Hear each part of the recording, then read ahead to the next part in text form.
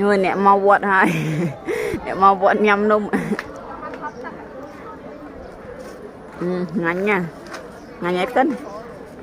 ngắn cho một đư chứ mà ngắn hết cân ngắn nhất